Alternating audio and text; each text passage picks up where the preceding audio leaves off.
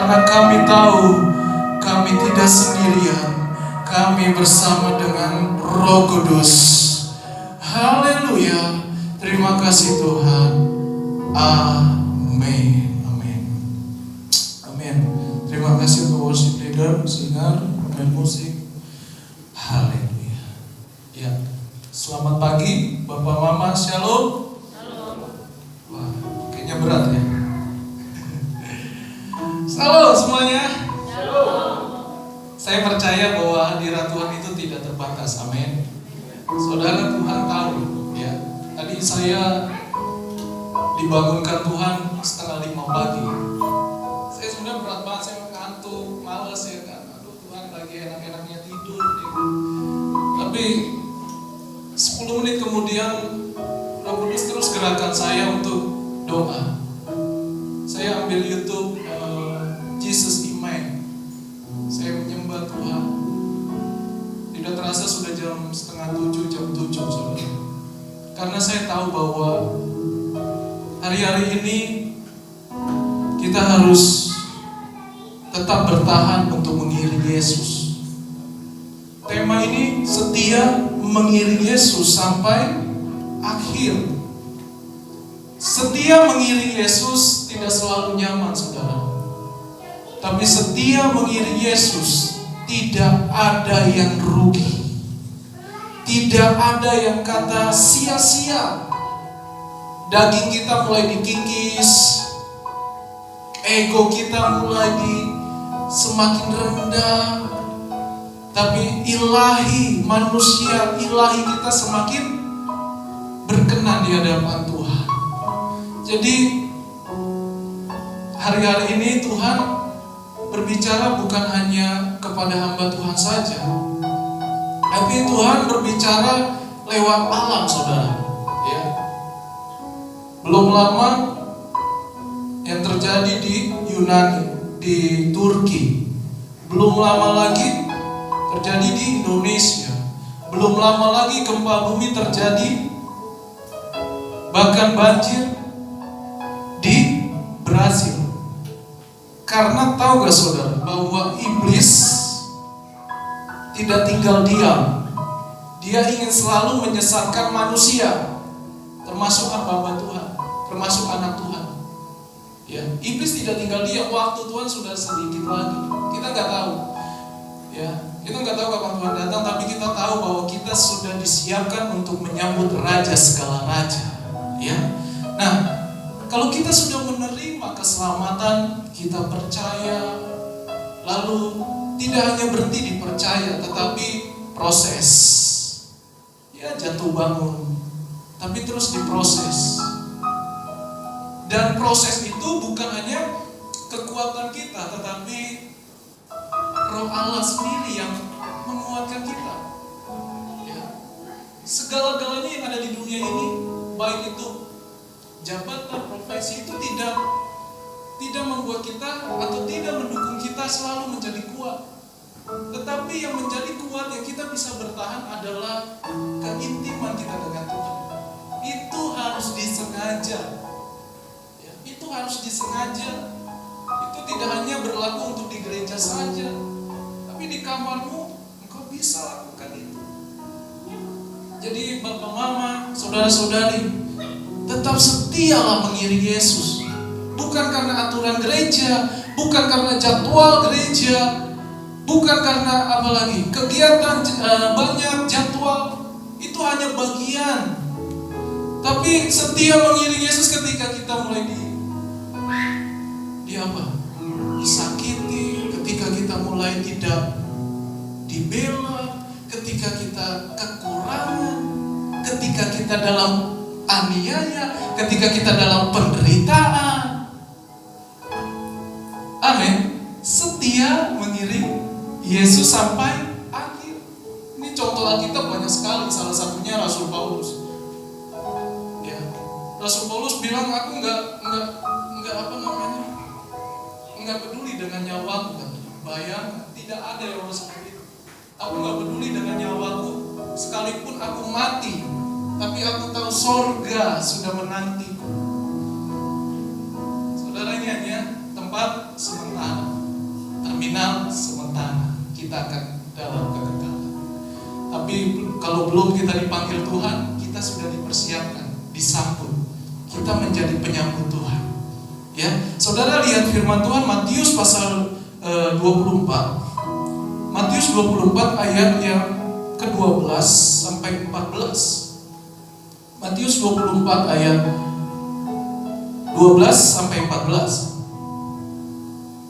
Saya ayat 12, Bapak Mama Saudara ayat 13 sama-sama ayat 14. Matius pasal yang ke-24 ayat 12 dikatakan, dan karena makin bertambahnya kedurhakaan, maka kasih kebanyakan orang akan menjadi dingin.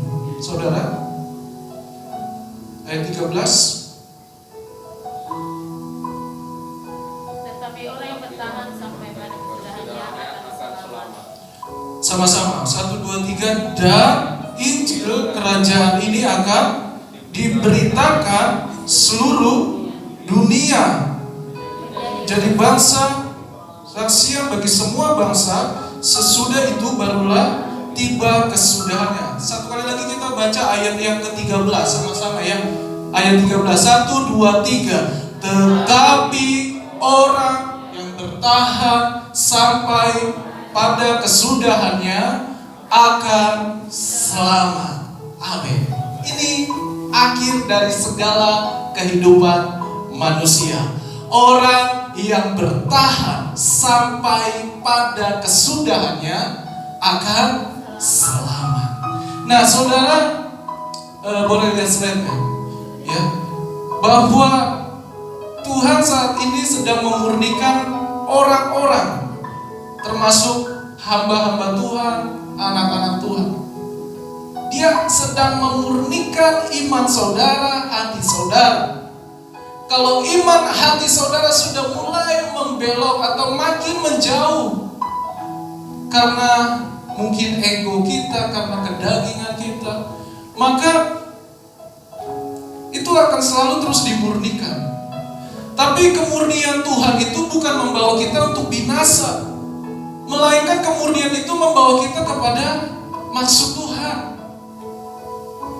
Ya saudara, jadi kalau saudara sedang diuji, ketika saudara mengiring Yesus, saudara bukan sedang dibawa Tuhan untuk binasa, untuk ditinggalkan, bukan. Tapi supaya saudara menjadi kokoh, teguh dalam panggilan Tuhan. Boleh slide selanjutnya, ya. Nah, ini saudara, setiap orang yang harus setia kepada Yesus adalah bukti pertumbuhan iman. Tadi yang kita baca bahwa ini konteksnya adalah Yesus dengan murid-muridnya. Yesus bertanya, murid-muridnya bertanya, Yesus, apakah tanda kedatanganmu dan kesudahan dunia? Yesus menjawab, hati-hati, akan banyak orang yang menyesatkan engkau. Kedua, bangsa akan melawan bangsa, akan terjadi deru perang.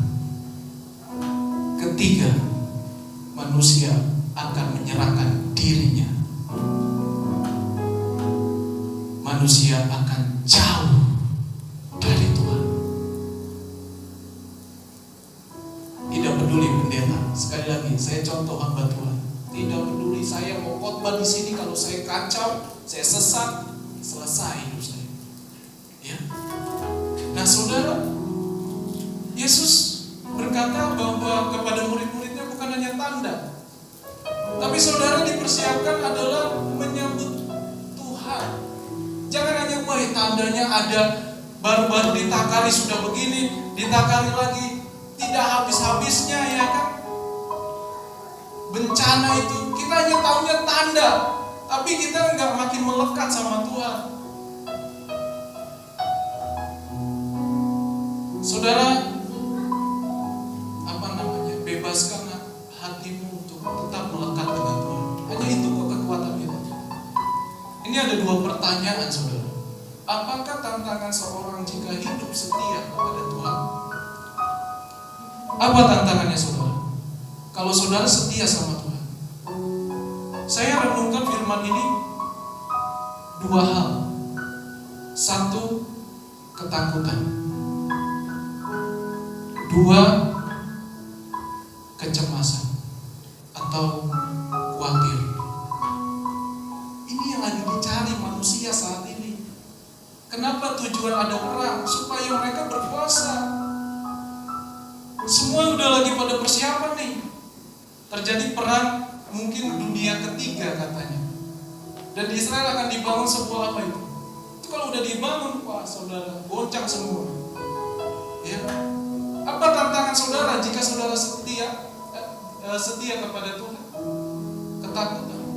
Saudara, kita punya berbeda-beda masalah ya. Punya berbeda-beda pergumulan ya. Mau orang kaya, mau orang hebat, mau orang terkenal, mau orang di kolong jembatan pun semua punya pergumulan. Tapi yang membedakan kita adalah kita punya Yesus. Amin. Coba lihat kiri kanannya. Kita punya Yesus loh.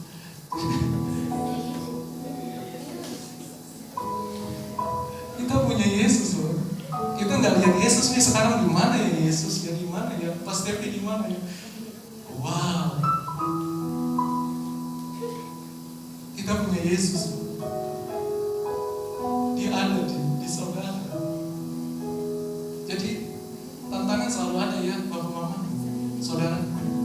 Engkau makin melekat sama Tuhan, makin lebih lagi tantangan. Bukan makin berkurang, makin terus. Tapi ingat, ada pembelaan Tuhan atas saudara. Ya, ada penyertaan Tuhan atas saudara. Langkah konkretnya, ya, boleh slide. Saudara, di dalam kitab ini hati-hati ajaran sesat. Dia bawa nama Yesus. Baru di Israel ada seorang nabi seperti Tuhan Yesus. Belum lama daerah timur juga ada seorang yang hebat, berkuasa. Sekali ngomong jadi, sekali ini sembuh, sekali ini seperti Tuhan Yesus. Hati-hati, kita banyak saat ini mulai disesatkan dengan berbagai macam-macam doktrin. Makanya penting kita baca Alkitab di rumah supaya kita imannya bertahan. Kesetiaan Tuhan itu seperti awan. Bayangkan seperti awan. Rasul Paulus bilang begini, saya dibawa Tuhan sampai langit ketiga. Langit ketiga berbicara yaitu rumah Tuhan, hadirannya Tuhan. Kita sampai ke sana nanti. Artinya kasih setia Tuhan sampai ke awan-awan. Begitu luas, begitu dalam. Saudara mungkin dihina, dikecewakan dengan hamba Tuhan, atau dengan Bapak Gembala bisa, atau dengan saya juga bisa. Tapi ingat, kasih Tuhan tinggi, tinggi sampai awan, luas. Ya. Saat ini kita dalam keadaan sulit, berat, kayaknya mau bangkit aja berat. Tapi ingat saudara, bahwa kasih setia Tuhan betapa luas, tinggi, dalam. Nah, dalam Yunani disebut hupemeno, yang artinya tinggal tetap dalam kondisimu, kokoh, teguh, jangan menyimpang, jangan makin menjauh sama Tuhan, tetap kokoh, teguh. Supaya apa? Tuhan berkenan atas hidup kita. Jangan mundur. Jangan mundur ya. Saya diberkati, masa tuanya dia tetap setia. 70 tahun sampai hari ini ada di gereja. Kan secara usia sudah gak ada tenaga lagi, daya sudah rapuh semua. Tapi lihat Oma sehat, ada. Artinya apa? Oma tetap teguh, kokoh dalam segala ujian. Slide selanjutnya. Nah, saudara, langkah konkret yang pertama adalah ubah pola pikir. Alkitab tadi bilang akan banyak orang yang durhaka, akan banyak orang yang makin jauh sama Tuhan. Dia tidak peduli agamamu, dia tidak peduli berapa banyak kegiatanmu. Iblis tahu waktu yang tepat untuk menjatuhkan setiap pribadi kita. Nah, ubah pola pikir artinya jangan sampai hidup kita terus diintimidasi. Saudara banyak tekanan, saudara banyak sakit penyakit, saudara banyak penderitaan, saudara bisa bilang kepada Tuhan, Tuhan mana engkau, Tuhan engkau tidak peduli, mana Tuhan, mana buktinya Tuhan, saya sudah lakukan ini, saya sudah itu, malah yang terjadi dalam keluargaku malah makin kacau, malah keluargaku makin susah, malah keluargaku makin sulit, malah keluargaku makin tidak dekat dengan Tuhan. Makin intimidasi setan. Sudah, jangan melayani Tuhan. Sudah, lebih baik cari alternatif lain. Mulai kita diubah. Rasul Paulus contohnya adalah, dia bilang, ketika semua yang kulakukan, waktu saya mengenal Kristus dengan benar, maka semua yang kulakukan, kebanggaanku, kuanggap rugi, kuanggap sampah. Karena apa? Karena Kristus. Bayangin, waktu itu Paulus terkenal kan, hebat, pintar, cerdas, kaya, segalanya dia bisa. Dia lebih dari orang-orang ahli Taurat, orang-orang Farisi. Tapi ketika Tuhan pakai dia, bahkan dia diagungkan, dan visinya dia mau membunuh semua orang-orang percaya kepada Mesias. Tapi lihat pekerjaan Tuhan, dia sudah dipakai Tuhan. Dia bilang apa? Dulu aku lebih dari segalanya, tapi sekarang aku berbalik. Aku datang kepada Yesus. Semua yang kebanggaanku telah kutanggalkan. Sekarang aku melihat ada salib kemuliaan. Itu yang kita kejar, salib kemuliaan. Amin. Saudara, itu yang kita, iman saudara harus lihat ada salib kemuliaan. Apapun yang terjadi di dunia ini, lihat ada salib yang menanti saudara. Yang kedua, jangan memikirkan diri sendiri. Ya, di ayat ini, tetapi orang yang bertahan sampai kesudahan akan selamat. Ayat 14 dikatakan, dan Injil kerajaan diberitakan di seluruh dunia. Injil kerajaan. Injil ini apa artinya? Kabar sukacita. Bagaimana kita untuk memberikan, menabur, memberitakan kabar sukacita kalau kitanya sendiri berat, kalau kitanya sendiri selalu mengasihani diri sendiri? Ya, tidak mungkin ada kuasa. Tetapi kalau saudara dalam keadaan tekanan berat apapun, saudara ingat ada firman Tuhan. Karena firman ini bukan kadaluarsa. Firman ini selalu up to date. Firman ini apa yang kau bicarakan, apa yang kau doakan, apa yang kau renungkan, itu akan menjadi bagian saudara. Amin. Belum lama, minggu lalu saya habis telepon, dibawa gelap dengan orang tua saya. Tiba-tiba saya dipatut sama kelabang, saudara. Saya kaget. Kelabangnya panjang besar. Tiba-tiba, saya langsung sholat. Saya tapi langsung diingatkan Tuhan. Paulus saja dipatut ular tidak mati. Saya baru kelabang. Itu yang menguatkan saya. Coba kalau pikiran saya nggak ada firman, aduh, mati deh saya. Mati deh saya. Betul kan? Ya. Aduh,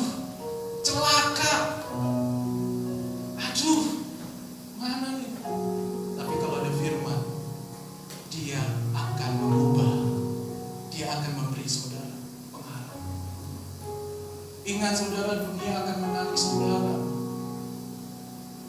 dengan keinginan daging yang terus memuaskan. Tapi tuntunan roh akan membawa saudara kepada kemuliaan. Hanya dua kok di hidup ini. Satu melayani Tuhan, satu melayani iblis. Udah itu doang. Dunia akan menarik saudara ketika saudara terus dipaksa untuk memuaskan keinginan-keinginan daging saudara. Tapi kalau Tuhan, persekutuan dengan Tuhan, sebentar lagi kita akan masuk dalam perjamuan kudus. Persekutuan dengan Tuhan akan membawa saudara kepada kemuliaan. Kemuliaannya nggak terbilang. Dalam kitab Korintus itu nggak terkatakan kemuliaan Tuhan. Upah saudara di sini memang kecil, minim, bahkan tidak dinilai.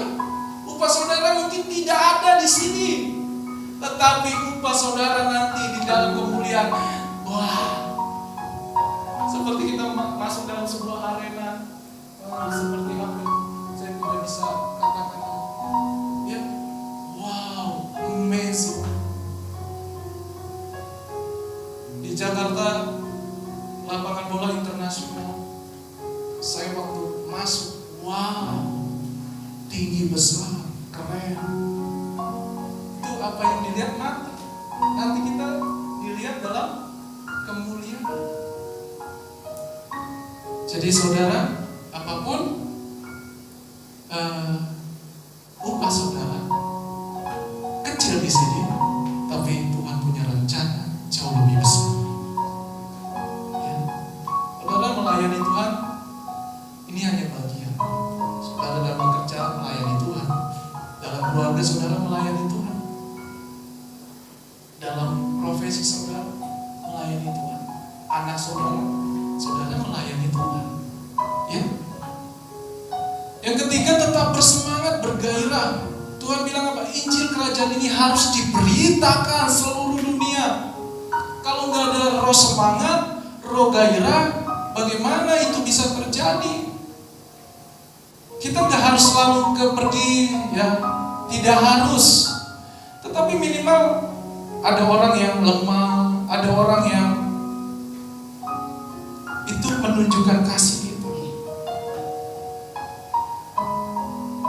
Saya baru tadi malam dengan Kobi, saya kaget dia beliin saya bakso. Makasih. Tahu kan saudara? Saya begini loh. Saya pulang dari gereja nih. Pulang dari gereja langsung saya lihat tukang bakso, kan enak banget ya. Saya lihat duit saya, aduh, kurang 5.000 lagi. Betul, ini nggak bohong. Ya. Saya pengen, Taufik, coba saya ada di rumah kan. Saya mau pulang dulu, sampai rumah dulu, nanti saya balik lagi, saya mau makan bakso. Tahu nggak saudara? Saya nyampe rumah ada bakso. Saya sampai rumah ada bakso. Karena apa? Apa yang saya minta? Belum saya minta nih sama Tuhan. Tuhan udah kasih kan? Itu hal kecil loh. Makanya saya terima kasih banget sama Billy. Sering-sering lah Billy ya. Kayak itu. Kalau ada berkat, ajak-ajak Billy. Setidaknya makan bakso. Semangat saudara. Gairah semangat. Saya sangat diberkati loh sama saudara semua yang hadir di sini. Saudara nggak melihat siapa yang berkhotbah atau gembala atau hamba Tuhan. Saudara lihat Tuhan ada di sini. Kenapa? Karena saudara hujan besar pun saudara masih bisa datang. Saya tahu ke saudara saya tadi, Tuhan tolong pindahkan dulu dong hujannya ke tempat orang yang memerlukan. 2 jam aja Tuhan. 2 jam aja. Berhenti sih hujan. Pas saya jalan, saudara, gede lagi saudara. Habis itu, ya saya bersyukurlah ada lampu. Tapi mata saya tutup. Tapi ini loh yang dicari Tuhan, kita harus bertahan. Amin. Kita harus bertahan. Contoh bapak kita nih, Pas Stevi kemarin dia drop, lemah, sakit. Paginya dia harus melayani di taman laut dalam posisi matanya pucat, coba. Setelah itu kita doa, pulangnya doa di rumahnya. Kuasa Tuhan bekerja. Lihat hari ini dia ada. Tepuk tangan dulu dong. Haleluya. Semangat, bergairah dalam Tuhan. Ya. Bapak Dedi ini suka bercanda sama saya. Lu jangan tidur terus lu. Ya lu jangan tidur terus. Ya gak apa-apa lah, itu kan bapak saya. Ya jangan langsung gampang tersinggung ya. Ya Pak, yes. Main ya. Nah saudara, yang terakhir, janji firman Tuhan. Pertama, upah besar di surga. Tadi saya sudah katakan, surga tidak terbayangkan. Bayangin, injek emas, berlian, permata, yaspis, berbatu lazurit. Kalau di sini di dunia batu apa? Akik, ya, batu akik. Itu sampai digosok-gosok orang, sampai dicari, sampai dijual. Sekarang ada harganya? Enggak. Saya pernah bilang, mutiara yang paling mahal di dunia sekitar 800 miliar satu mutiara. Tapi bayangin saudara, di surga nggak ada segini. Ini semua nanti. Jadi surga itu bukan bayang-bayang, bukan. Surga itu seperti kayak di dunia ini kita nampak nih. Tapi saya nggak bisa katakan bagaimana indahnya saudara. Emas, saudara berjalan di emas, tidak ada debu, tidak ada sakit penyakit, tidak ada retak gigi, tidak ada retak gigi. Makanya saya bilang itu yang perlu kita kejar. Cari jiwa, tujuannya apa? Supaya kita selamat, dia juga selamat. Supaya dia tidak tersesat, supaya dia tidak tersakiti.